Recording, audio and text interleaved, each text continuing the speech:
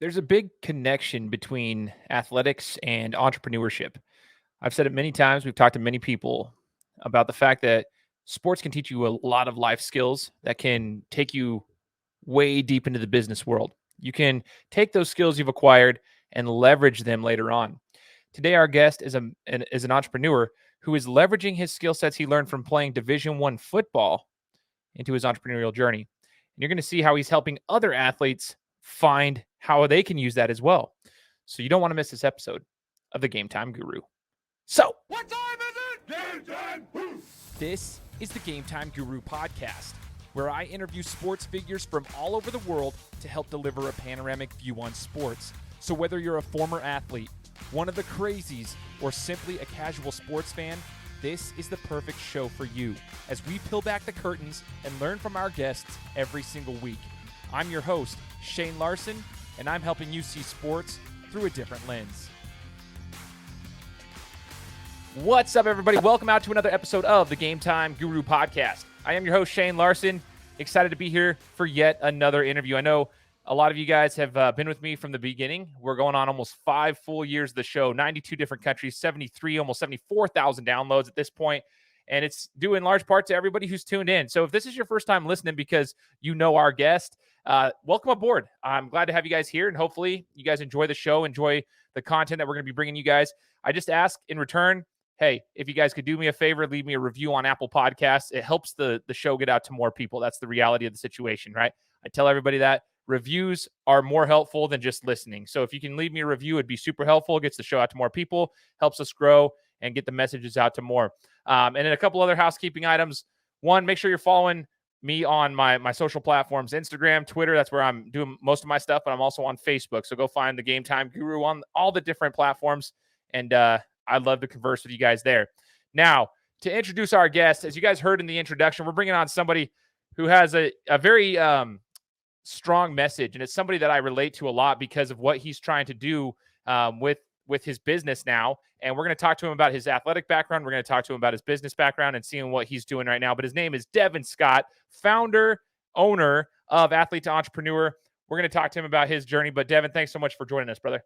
Yes, sir. Thank you, man. Glad to be here. Super excited to be here and can't wait to get into the conversation. Heck yeah, man. Heck yeah. Devin, let's rewind the clock a little bit, brother.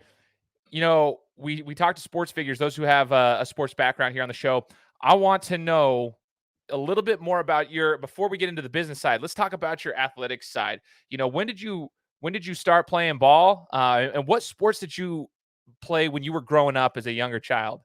Yes, sir, man. Sports, man. Where I came from, it's you either making the sports or you don't make it. So it's literally I played all the sports: basketball, football, baseball. Started playing second grade, probably around like 6 to 8 or so. So I've been playing sports my entire life, and it's really just something that allowed me to stay out of the environment of what I lived in and gave me something else to do. So basketball, football, baseball. Didn't really like baseball, so I gave up baseball in middle school, but I was decent. But going into high school, I'm from Indiana, love basketball, love it a lot. I was just a little better at football. I know you probably see some football jersey behind me. That's my wife's jersey. She was a hooper. I actually love basketball more than football. It's kind of funny, but I was way better at football than basketball. And I was hurt every single year in high school from football. So it's hard to play basketball when you're hurt with anything. We don't got to get into all that. But so yeah, played for a long time, my whole life, and it's really is who made me. It's what made me who I am today. That is awesome, man. Now, I do want to kind of get into that injuries. You mentioned you had suffered some injuries. Talk to us about the mindset that it takes you through trying to recover from an injury and then maybe getting injured again. Like a lot of these athletes that listen right now, a lot of the younger kids, they may or may not have experienced that yet, but I want to see from somebody who's gone through it, maybe some advice you'd give them, kind of talk to them about your mindset and how you were able to get through it, because injuries, everyone always sees the professional athletes, Devin, and they say, oh, they're out 6 to 10 weeks. Okay, well, they're just fine. But there's a lot going on behind the scenes during that 6 to 10 week period. There's rehab. There's a mental game that it plays. It's psychological bad, like on you, because you're not being able to move. So you're getting out of shape. You're not able to there's a lot of stuff that goes on behind the scenes that people don't really see. But I'd like to kind of pick your brain on that from someone who's had to experience it. Yeah, man. It's part of the game, right? It's a part of the game, especially I'm playing football. I mean, it's a contact sport. So when it comes to injuries, a lot of my injuries, I'm grateful and thankful I didn't have any like extreme injuries, anything crazy, but like I have a lot of chronic injuries. So even like standing here today, you may see me just move my hips a little bit because I'm still tight to this day. It's a chronic thing that's over time. But once something happened, for an example, I mean, I guess I'll go back when I dislocated my wrist. So it was a dislocation. So I was like, oh, it's not that bad, right? It's not going to be that bad. I'm going to be right back and good to go. Until the doctor told me that it's a grade 6 dislocation. And I wish it would have just broke it because it would have healed faster. And I'm like, dang, I thought a dislocation is better than a break. And then what happens after that, like you hit on it, then you got to go to therapy. So it's not just, oh, I get to take time off. I get to just get away from sports for a little bit. Now you have to go through therapy every single day, and therapy sucks. Yeah. It's not fun. It's when we did therapy, I mean, we had to be there like 6 a.m. before everything else. We had to be there first. Then we had to come there after practice. We had to do therapy during practice. So it was a whole lot going on. And then you're just sitting there watching all your teammates play, and you're just like, man, like, I just wish I could be out there. And that is the part that really, really hurts a lot of athletes and hurt me, to be honest, of just seeing everybody else out there and knowing that, man, like, I wish I could be out there, but I got to go do therapy right now. And now all my other boys is going to go play video games. You know, in college, that's what we do, play video games. Yeah. But they going to go do what they want to do and have a good time. And it's like, I got to go to therapy again for the third time today. So I think that was the biggest mental drain of having to go to therapy all the time and then still having to be at practice. But while you're at practice, we're doing therapy again just to make sure we're good to go. So it hits people a little different, but that's kind of the mindset for me. And then I'll just say this, like after you went through your therapy, right? After you did everything for your injury, you would like to say some people come back even stronger, but a lot of times you're out, you don't have your endurance anymore. You're trying to get back to where you need to be. And you got to get back into shape sometimes, depending on how long you're out. If you're out for 8 weeks and say it's a leg injury and you can't run, well, that 8 weeks is saying like in 8 weeks, I can now run or I can now jog, I can now trot. But now I got to get back into shape in the game to play at game speed. So it's a little different situation depending on the injury, of course. But man, that was kind of my mindset going into it. It's just like you got to get it done. You have to get it done, and it's a part of it. Man, everything you're saying right there is so true. For me, Devin, I like when I was 28 or 29, I guess now it's 2016, whenever that was, I was 28. So at the time, that was my first major injury. I tore my shoulder out like completely. It tore my labrum, but it was way worse than that. Bone bruise, torn labrum, and they had to put the anchors in my shoulder to do this. My first time getting shoulder surgery, and I was still competing in like various city leagues and basketball tournaments and so forth because I'm a hooper. I love to hoop, and even when I'm older and I'm past my prime, but like, yeah, we like the ball though. So like that's the thing. But when I went through my shoulder surgery, what you were just saying right there is super interesting. I would like to tell the athletes this right now. Like they told me 6 months of a recovery time, and first off, I was like, okay, whatever. Going through therapy. At the beginning of it, I couldn't move my shoulder. Like I literally couldn't lift my shoulder 2 inches out to the left. And I was like, I'm never going to move my arm again. And like I went through these these cycles of like depression because I couldn't move my arm. And so finally, it truly was 6 full months of going to physical therapy consistently throughout each week, trying to get my arm to move. And that's a long 6 months. People don't realize, like, you got to put the time in. Everyone else is still playing, like you're saying. And I wasn't in college ball right here, but like everyone's playing. Everyone's still competing, doing city league, doing different tournaments I can't play in. I couldn't do anything. And then once that 6 months ended, then I could play, but I needed to get my endurance back. I had to start. I hadn't even shot a basketball for 6 months because I couldn't lift my arm up. So like now I'm finally getting back to shooting. So it was another 2 or 3 months before I felt good enough to play. And what sucked, Devin, is like I was going in my very first. I went and I played in a city league like season that we have for 3-on-3 basketball. And so we were playing. It was in the summer. And it had been 8 months since my surgery. And so I was finally back to playing. And I remember one guy, the way I was playing was different because I wasn't banging down low anymore. I wasn't trying to get as physical anymore. I was just kind of shooting the ball. And he goes, man, what happened to you? You got soft all of a sudden. You don't play physical anymore. I'm like, dude, I don't want to even lift the ball up where you guys can hit the ball down and it will jack my shoulder up. I'm too scared to get hurt again. So like there was another psychological factor. It shifted the way I play basketball. Even to this day, like I'm a little bit different with the way I play ball. So anyway, I just wanted to kind of elaborate on that because injuries do take a toll, and I wanted to talk to somebody who's been there. Now, where did you play football at? Tell the listeners about like where you actually played and what position were you, so they can kind of get a feel for how much of a baller you were. Yes, sir. So whole life actually, I played defensive end. So I was a D end. I was a power forward in basketball. Again, I was better at football, so I ended up getting a scholarship going there. I went to Western Kentucky University, so I even got the shirt on. I didn't even realize that. Yeah, Let's yeah. go. The champs 2015. We ended 24th in the nation. I'm just gonna throw that out there right now. 12-2. Um, but from there I went to let's go to high school, because where I'm from, we get down in little football, and people little, if you're watching this, you may have heard of us. But Warren Central High School in Indianapolis, Indiana, we're consistently top 20 in the nation.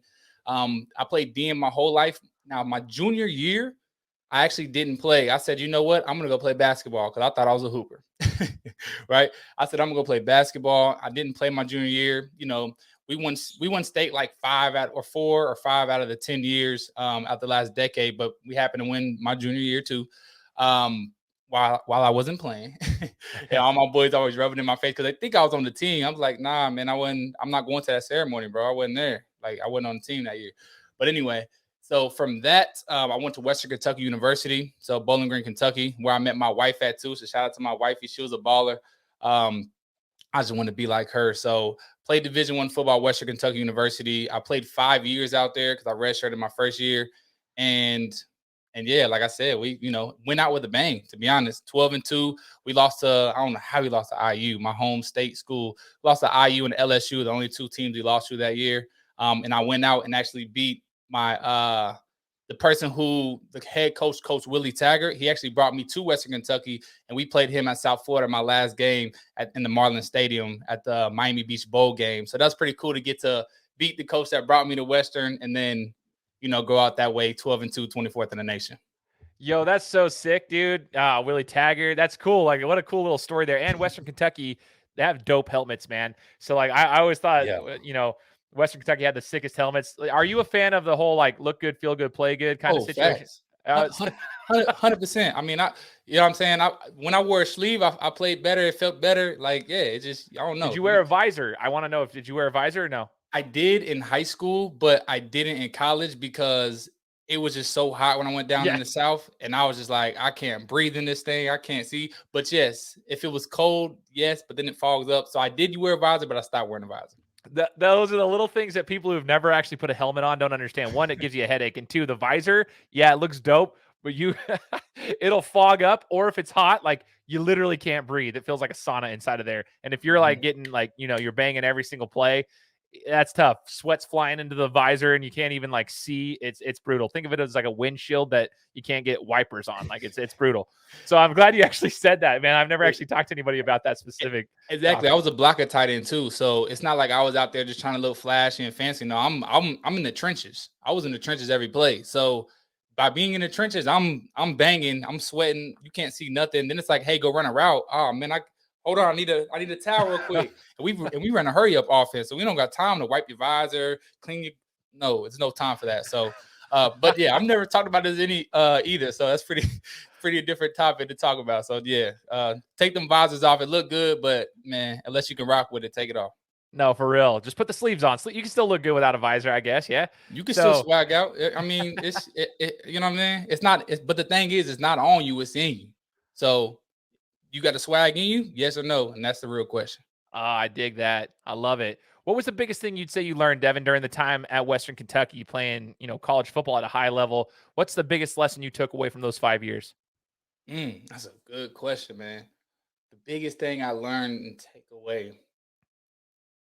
I'm just gonna go with the first thing that popped in my mind. I would probably say just to speak up and be myself, 100%. So, and the reason I say that is because where I'm from, coming from a top high school team in the nation, to where if you don't play, if you don't produce, you can't talk. Like that was our rule. Like, nah, bro, you're not playing. You have no say in nothing we're doing right now, right?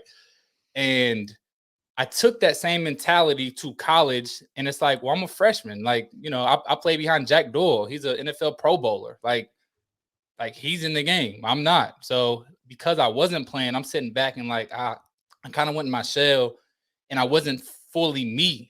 They didn't see my real character. They didn't see who I really was as a person. I just kind of sat back and said, I'm gonna just wait my time. So instead of sitting back and waiting your time the one thing I learned is just be you throughout the entire thing. Because if I was me and I would speak up because I would walk in there and just kind of just feel like, oh, I don't feel like being here today. Like I'm not playing. Like, you know what I mean? And that's kind of the attitude I had. But I had to learn to say, you know what? I'm meant to be here. I'm supposed to be here. They need me on the team, so let's get to it. And then my last year, my senior year, actually took me a whole 4 years to actually get more of a positive attitude. And that's that's just part of it. But it took me to my senior year to actually have fun again in football, because in football, my first 4 years, I felt like I was just there just to be there, just like I'm just getting my degree. I'm just here to get my degree, and that's not the right mindset to have about it. So I would say it really helped me fix my mindset and understanding that I need to just be me at all places, no matter if it's sports, no matter if it's in corporate America, no matter if it's, as an entrepreneur. It doesn't matter. Be me, my 100% real and raw self. And that's going to be the best that I can give people. I love that, man. That is awesome. Freaking cool. So I hope those listening are taking notes. Seriously, if you're a young athlete, especially take notes on that one, because that's going to help you throughout the rest of your life. And I love, Devin, that you mentioned it. It's something that you learn through football, but you can carry that on through every aspect of life, entrepreneurship, in the corporate sector, if you decide to go that route, in sports in itself, any aspect of life, be yourself. We live in a world right now where, like, social media, we need it for business, right? We need it for branding and marketing at times. We need it to connect with other people. I mean, it is good to have it, but oftentimes we run into the problem that people are not truly themselves, and it sets this false expectation for other people and for yourself too, because you start living in this world that it's not really you. So you're trying to live up to expectations that you've set for yourself without even realizing it. So if you can be yourself at all times, super, super important. And the younger you start that, probably the easier, because then you can set that foundation for the rest of your life. Yeah, and I just want to add one thing to that as well. You just draw something talking social media for the young athletes out there, and this really is for everybody, to be honest, but specifically speaking to the young athletes, all this Instagram craze and TikTok craze. Listen, comparison is the thief of joy. If you comparing yourself to somebody else, it's going to steal all your joy away, because somebody else is always going to have more than you have. I don't care if you're talking athletics. I don't care if you're talking the car you're driving. It doesn't matter. There's always going to be somebody that has something that you want that you don't currently have. But if you keep on just sitting in that and keep on telling yourself the story that I don't have it, or telling yourself all the doubt and the reasons why you don't have it, you're never going to go get it. So I call it eliminate to elevate. You got to eliminate all the media and all that stuff. That stuff just holds you back. It's all the resistance that keeps you down, that keeps you from your true greatness, versus compete with you. Compete with the man in the mirror, the woman in the mirror. Compete with you, because you're the only person that you can compete with, and you're the only person that could truly beat yourself. Because if you do lose, you're typically the person you literally beat yourself. And I know a lot of people have heard that before. So you have to continue to just be you and just go out 100% and compete with you, because you're the only person that has your vision. I love that. Absolutely freaking fire, man. So speaking of competition, you mentioned it a couple of times. Behind you, 2 jerseys. One's yours, one's your wife's. What's it like being together with another former Division I athlete, high level athlete like that? Is there competition within the household, or how does that work? Because I'm curious to know, and I'm sure other people are thinking the same thing. So I just want to kind of pick your brain on that too. Yeah, there is competition in the household. I don't know. I don't know like the baseline to say like where is that at, because again, we're just competing with us. Yeah. But yeah, there's definitely some healthy competition. I'll say that. So some healthy competition to where whatever we're doing, like, she wants to win. If we're playing basketball, I'll just be honest. Like she typically wins. Like she's quick. She's getting in and out. She got a jumper. I'm like, wow, that's crazy. Now, can I win? Yes, I can back her down. I'm 6'4". I can back her down to put the ball in the bucket. But yeah, when it comes down to things like that, that's where we typically compete. But outside of sports things, we're typically just partnering up in team together. So we want to always win no matter what. So we view it as not her name is Ileana, but we don't call it an Illy and a Devin show. It's a Scott show, and we make sure we both win. I love that, the teamwork aspect of it too, which is another sports concept that you can put into your life. I freaking love that, dude. That's super cool. I like to hear, like, it's fun, playing sports together and stuff. But when you're together, like you're teaming up, that is dope. Mm-hmm. I want to, before we get into the entrepreneurial side, post athletic side of things, I want to know who the best player was you ever played against in college football. Who was the best person you ever went up against? that you can remember? The best player ever went up against. I mean, it's gonna. I mean, I can't remember Buddy's name, to be honest. He's the DN number 92 on LSU. I don't even know his name, but that's specifically that boy was heavy.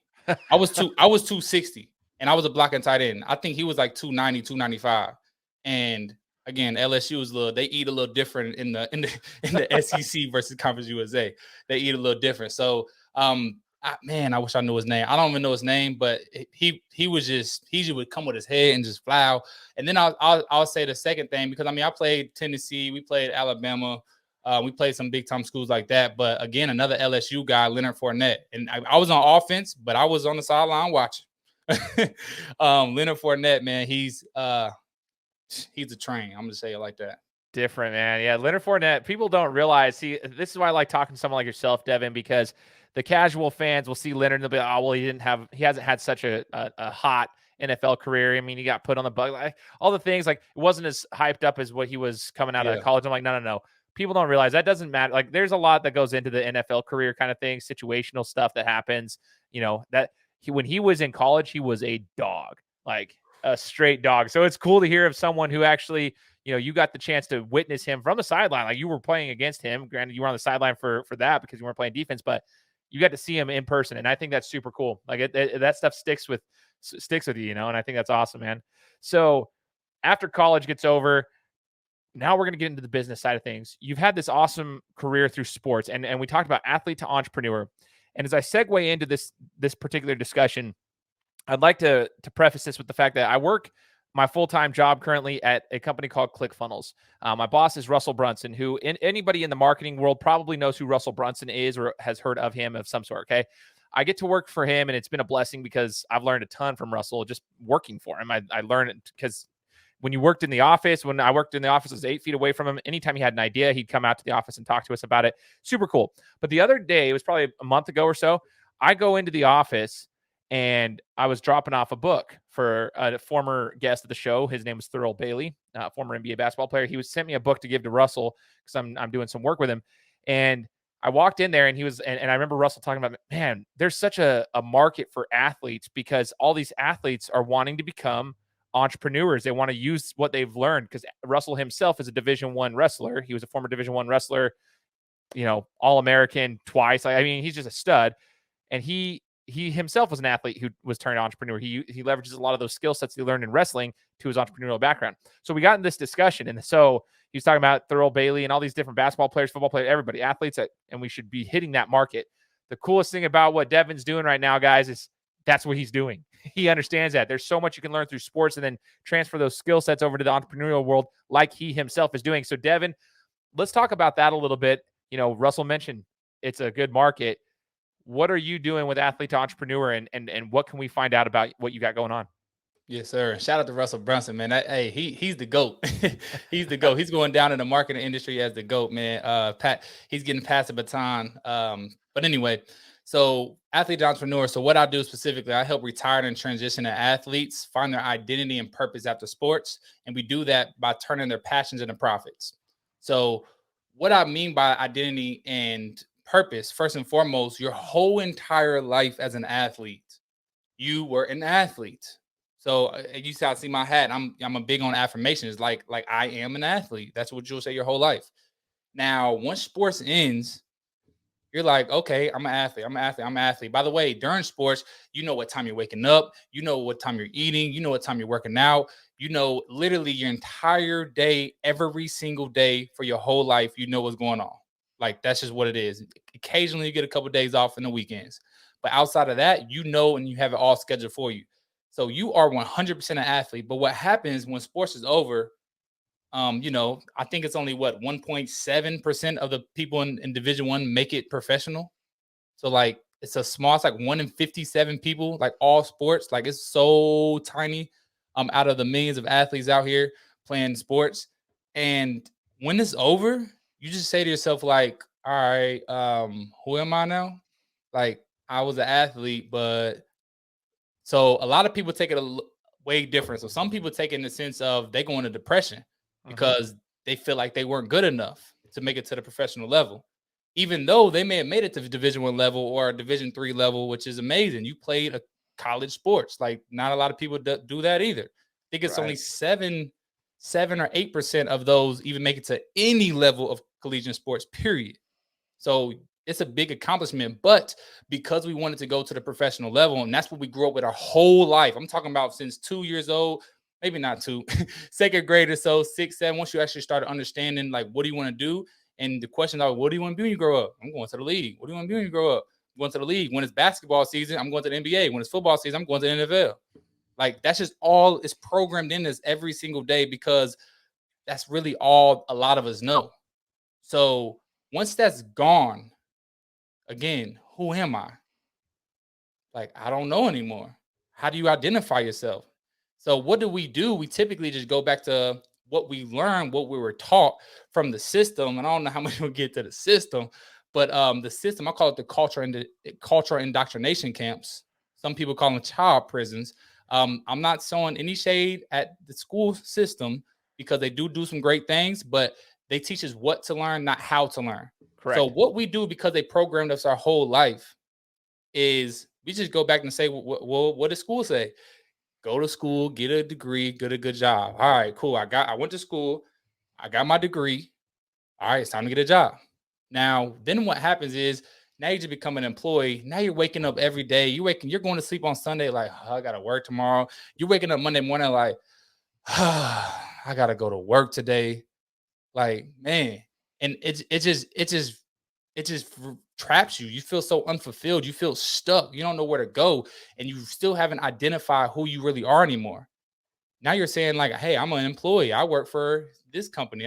That's how you're identifying yourself. But there's not a lot of fulfillment in that. So from all of that being said, I found a niche in here, because I had to ask myself, when I was trying to look for my target market. My mentor told me, he said, Devin, your target market is you 5 to 10 years ago. He said, wow, let me show you. He said, because you started here, now you're here, and you can help people close that gap to get there. But the only way you can help somebody get here is you got to go through it first. You got to understand the steps of how to get there, right? But I was like, wow, that makes so much sense. Even though we have so much self-doubt on ourselves that we don't feel like we're enough, we think we don't have enough experience, we don't have enough knowledge. We have so much knowledge of just being athletes and learning how to be athletes alone, that if we teach that to other people, people will love that. So typically what happened for me, I'll just speak for me. I went to corporate America, and I'm like, oh, this is easy. All I got to do is go to work today. That's it. I don't got no practice. I don't got no study table. This is easy. But then what happened, I got down, and I got like I don't know if it was depression, probably close to depression, of like, who am I? Like, what do I really want to do in life? And that's where the purpose is. I felt like I had no purpose. I had such lack of clarity of purpose, and I didn't know what I was here for anymore, because my whole life I was supposed to go to the league, but then I didn't make it. So I'm like, why am I here again? Why am I supposed to be here? And I never got down to the levels of suicidal thoughts, but I know a lot of athletes that have, because they're like, what else do? I didn't make it. I'm a failure. I'm a loser. It's over for me. I might as well just, right? So that's where I help people become an entrepreneur, because one thing I'll say about this is, it's not going to be the government. It's not going to be the school systems. It's not going to be none of that. It's going to be the entrepreneurs in this world that's going to make the world a better place, period. Check the history stats. Check all the history of who has actually made the world a better place. Entrepreneurs, innovators, inventors, those type of people who are acting on a level of imagination, not acting on a level of implementation, working with their hands. So I found that, and I understand that we have to be able to give this system, this business system, to athletes, which, like you said already, they already have everything it takes to be a great entrepreneur, to be a great employee if you want to. If you don't want to go an entrepreneur, to just be a great person in general. But I help people find their identity and purpose, and we identify themselves as an entrepreneur or an owner or an founder or a CEO or a CVO. You label yourself so you feel like I am somebody, versus just saying like, I just go to work every day. And then The last thing I'll say about the purpose. So that's how we find identity and find purpose. When you find your people, you find your purpose. And once you find your tribe of people that you are waking up for that is bigger than you now, it's not just all about you. That's when you wake up like a little kid on Christmas every day, ready to go back and go give and help others. That is so freaking cool, man. And I think it ties really well into my last interview that I just did with a guy named Brock Bevel. And Brock has the same, we had a very similar conversation about athletes post playing career, and you can go one of two ways. A lot of them go into the depression side of things because they lose their identity. Unfortunately, they don't know what their identity is, and they're searching for, they typically search for that excitement, that high again. And so you'll see a lot of them go into depression, and they start medicating with different types of drugs. They start experimenting with this, that, and the third. And you'll see a lot of them, unfortunately, go down that path, whether it be former college athletes, former professional athletes, whatever, because they're looking for something that they miss that. And I love that you brought that up, because it's so true. Athletes, they identify as an athlete, for so long, and they're used to this thing. You take that away from them, and it's that's a pivotal point in their life. And I love that you're doing something in that pivotal moment in their life to show them, like, no, you have the skill sets, you've acquired skill sets that are super, super important, that can be used. And in fact, I'd almost say you can leverage those skill sets. I'd say you learn more in sports than you do in college. I'm just going to be honest. Like, I mean, I got a college degree. Shout out to the, Boise State University, go Broncos. But you know what? Reality is, I learned more boxing. I learned more playing basketball. I learned more playing football. Like, I really did. I learned more coaching basketball than I did. And people think that's crazy. They're going to say, oh, you're just a bunch of dumb jocks. But that's not the case. No, you're not. You have so many. There's teamwork. We just talked about teamwork between you and your wife. Teamwork. You have to learn how to work with other people. Sometimes you don't always like all the other people. But you got to learn how to work with one common goal, one common purpose. Competitive nature. Respecting authority, respecting those around you, whether they're authoritative figure or not. Like, there's a lot that goes into it. You have to show up even when you don't want to. You gotta show up for those around you. You got to show up for yourself. A lot of different things that go into it. Understanding how to take wins and losses. And there's going to be a lot of those in life. All those different things that you acquire in the sports world, you can bring into the entrepreneurial side of things. And I love that you are doing that. So where can we find out more, Devin? Like, you're helping these athletes transition into that and getting into the entrepreneurial space, which I know tons, and I want to push them your way. So I want to know, where can they find the information out about what you got going on? What kind of services do you provide? We need you to open up here so we can learn from you. Yeah, of course. Appreciate it. So number one is I run a monthly masterclass. So once a month, it's a 4-hour masterclass right now. And we give you the whole game. We teach you how to literally make the decision to become. We teach you how to unlearn the system that's been programming us our whole entire life. Unlearn all that. Throw out all that doubt away, because the system just keeps us misinformed. It keeps us broke. It keeps us miseducated, uneducated. It doesn't give us what we need. So we're going to throw all that out the window. And like you said, you learn more in sports than you did in college. Just think about that. You learn more in sports than you did in college, because all the system does, and all the, again, I call it the cultural indoctrination camps. They teach you how to become something that they want, not what you want. They teach you to live life for things that are against you and be against things that are for you. For an example, if you go get a master's degree, guess what? Say, hey, mom, hey, family, I'm going to go get my master's degree. Oh my goodness, congratulations, Devin. Yeah, like, that is amazing. And well, how much is it? Oh, it's just $75,000 a year. 75. Oh my goodness, that's so amazing. That's amazing. Oh, it's 2 years. So it's 250,000. That's amazing. That's what they say, right? That's what the school system. That's what we're programmed to understand. But as soon as somebody says, what if I went to my family? Hey, family. Hey, I just invested 25,000 in a mastermind group so I can learn how to go make 100,000 a month. They're like, you're crazy. What are you doing? You know what you could have did with 25,000? Who do you think you are? Like, nobody's making 100,000 a month. 25,000, you could have, right? It's just like, what? You would let me pay 150,000 to then go make maybe 90, possibly 75 to 100 ish a year. But you're not supporting me to go pay significantly less than that. and then go learn how to make what I would make in a year in 1 month. That's the mindset shift that we're teaching athletes to understand, to have, because you got to unlearn all that program stuff and relearn and prime your brain with some new juice, some new systems, some new understanding of what this really is. We have people that come from different countries all of the time that come to America because this is the land of the free. And the reason for that is because we can do whatever we put our mind to. But too many times we get stuck back in a box and say, hey, I got to go back and get a job. Not saying jobs are bad. Jobs are great. It's a great stepping stone. I learned so much in my job so I can learn how to be the best entrepreneur there is. But that's where it all starts. We unlearn people's brains. We make sure that they understand the real system and the keys to success. We allow people to become the experts in their field. We teach people how to do that. Last couple of things we do is we teach people the 4 steps to grow a business. It's only 4 things, by the way. People say, oh, this can't only be 4. It's only 4 things. Lead generation. You cannot run out of leads. You can't run out of customers. Lead conversion. We need to convert those leads into actual sales. Lead conversion. We show you how to do that. Customer ascension. We need to send them up your value ladder to where they are going to buy your highest and best valued product. Like, why you want to sell them something that's $10 if you have something that's $10,000? Tell them the $10,000 thing, right? We teach you how to build your offer, by the way. That's part of customer ascension, because people don't believe that they have something in them that they could sell for $5,000, that they could sell for $10,000. We believe in high ticket, because when people pay, they pay attention. If you paid $1, you may show up. If you pay $10,000, you're going to be there early with 3 pens and 2 notebooks.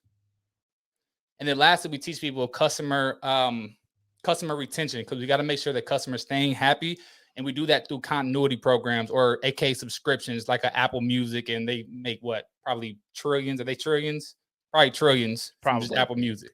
So that's the process that we walk people through. And then to make the decision, like I said earlier, to make the decision, say, listen, I am doing this. I know everybody else in the world thinks I'm crazy. I don't know if this statistic is the same, but I think it's still only 7% of people are actually business owners versus 93% of employees. You're joining part of the 7% gang. So 93% of the people are going to think you're crazy. But we help people walk through that process to get in the tribe to say, listen, we're crazy too.